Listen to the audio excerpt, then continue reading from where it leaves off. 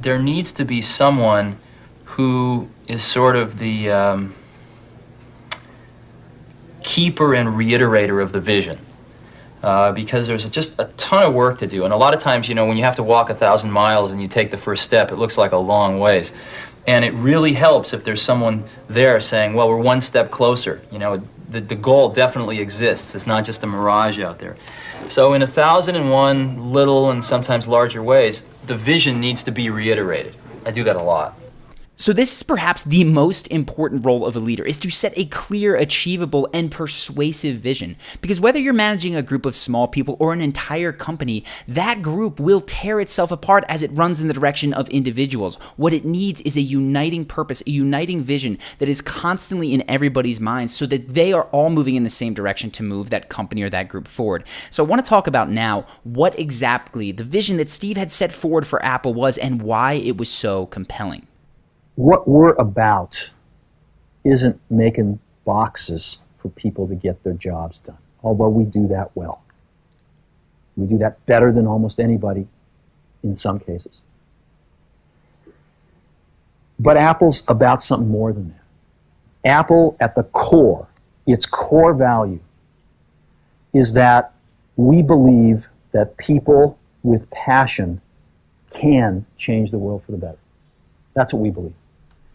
Now, this is the core vision, the core value, whatever, the core passion, whatever you want to call it, that Steve Jobs had set out for his employees and for the people who bought his products. It's that people with passion can change the world. And I want to talk about why this vision, while seemingly very broad, is actually incredibly effective. One, it's very simple. Almost any of the marketing messages that you've heard from Apple or Steve Jobs boil down to just a few words, certainly one sentence. So if you think back, there was the iPod campaign that was 1,000 songs in your pocket. The first time that I saw Steve Jobs talk about what the computer was, he said it's like a bicycle for the mind. You need to keep your vision, your core set of values very, very simple, because your employees, the people beneath you, the people who are buying your products, they need to be able to communicate it succinctly to the people around them. Step two, and this is seemingly contradictory, this isn't about, we're going to be the number one computer maker in the entire world, which is what the mission is for a lot of companies. This goes beyond being number one. This goes beyond making a lot of money. This goes to a fundamental human need, which is to do something that matters, right? To have work that has a lasting impact that can change the world. If your vision isn't inspiring people on an emotional level, if you're just firing them up with the promise of higher compensation, that vision will fall flat on its head. The last thing is that Steve Jobs didn't just have this vision in his head, he was ruthless about living by it. A lot of people, when they talk about company visions or even their own personal life visions, it's a flowery set of words that they don't actually make decisions by. Steve Jobs was ruthless in cutting product lines that he didn't think were going to change the world, that he didn't think Apple could be the best at. He constantly was refocusing his people on this vision of doing something big that was going to change the world. And honestly, that was their heyday, was when they came out with the iPod and the iPad and even the iMac before that. That focus on the vision is what made it so powerful. That is what inspired the people around him. And if you look at his employees, as we'll do in just a second, they picked up the message loud and clear. I have to say, of all the people I've met, there was clearly nobody like Steve. When you were next to him and he was talking to you, you could feel the electricity in your body. You could feel his charisma. And it wasn't just because he was a cult leader or anything. You just actually could feel it, because I'm not necessarily a cult follower. And he made you feel, he could inspire you. He made you feel like you could do anything. And as long as you believed that, you really could do anything, as long as you're willing to sacrifice everything else. So really, that's what Steve Jobs did for the people around him, the people under him that worked for him, is he made them feel like they could not only change the world, but that anything was possible if they worked hard enough. And so they were willing to go to really extreme measures to pull the kind of things off that he asked for that oftentimes were, quite frankly, technologically infeasible and ridiculous and very, very hard to pull off. But they managed to do it because of this belief that it was possible, that passionate people could change the world. Now, this was not the only thing that Steve Jobs had going for him. In fact, there's a lot of other stuff. But the second one that I want to touch on now is what got people emotionally riled up. And it's that Steve Jobs spoke in high-stakes metaphors. Let's check it out. Sun is, if you will, our friend, because they're going to spend their marketing money to convince people to move into the segment. But the minute they've made their choice to move into the segment, whether we've convinced them or Sun has convinced them, Sun and Next are mortal enemies. So there you go, mortal enemies. Not something you'd expect someone who talks about computers, microprocessors, and workstations to describe a business battle as, but that gets people fired up. In other words, if we zoom out at the big picture, it would be a shame to have lost the war because we won a few battles. And I sort of feel like I and some of the rest of us are concentrating too much on the smaller battles. We have to keep And we're not keeping the war in perspective, and the war is called survival. Again, he's talking about survival, war, smaller battles. These are all very human, emotionally driven, archetypal things almost. These go back hundreds, if not thousands of years, and people have a lot of reference points to think about what war, battle, survivor means all the way throughout history, some people even from personal experience. So when you talk in these sort of terms, in these sort of metaphors, and not just in, okay, we've got to win or else we might lose our jobs, this gets people emotionally engaged, and that was something that Steve Jobs was able to do to an incredible level with his own employees. Will Big Blue dominate the entire computer industry?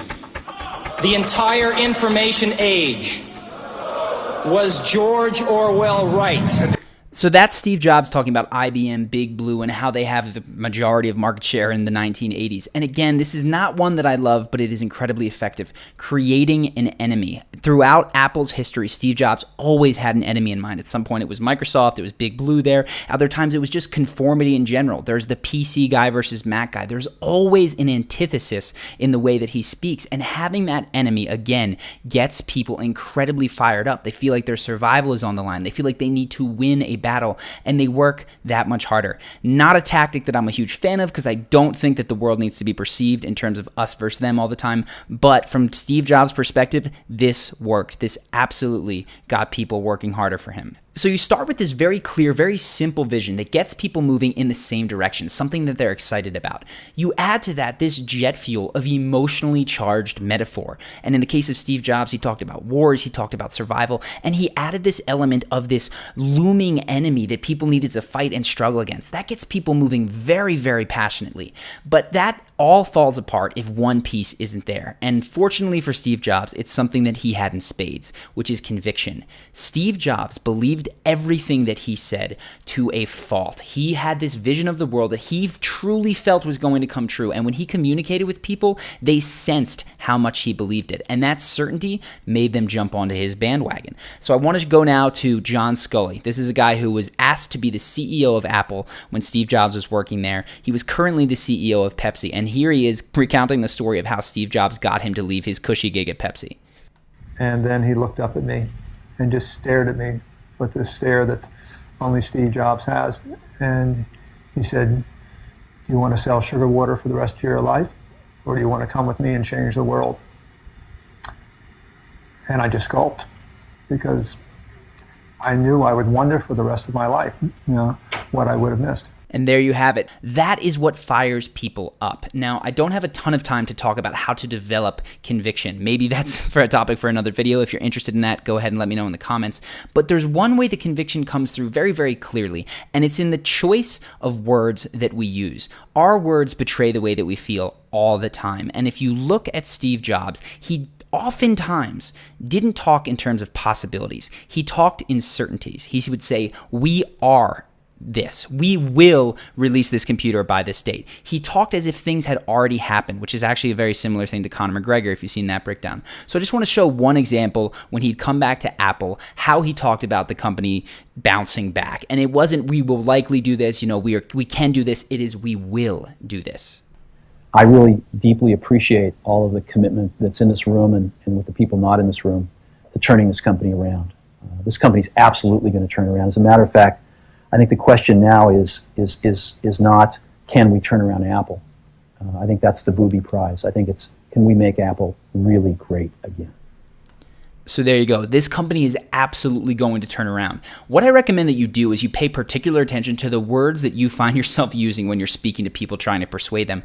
Oftentimes we say exactly what we think and we show other people exactly how we feel. See if you are speaking with certainty, or actually if you're betraying the fact that you're very uncertain yourself. This isn't something you can fake. This is communicated in 1,000 micro expressions in your vocal tonality and in your word choice. So if you want to have the conviction around something you're saying, you first need need to have confidence. So I set up a separate video with an exercise that is designed to give you a scientifically proven boost of confidence inside of 60 seconds so that you can speak with the conviction of someone like Steve Jobs. This is the type of thing that I do before I record a video, before I get on stage, and it can basically take you from that feeling of nervous anxiety, not speaking very clearly, tripping over your words, to speaking much more fluidly, much more connected with what you have to say, and communicating to the people around you in a much more effective manner. So if you want to see what that video is, it's something that you can learn in just a few minutes and implement in 60 seconds. Go ahead, click the link now. It'll take you to another page where you go, drop your email, and you can watch that video. If you found this video helpful, go ahead and click subscribe so that you get notified every time that I release a new one. I'm going to be doing 1, maybe 2 a week for the entirety of 2016. I'm really excited about that.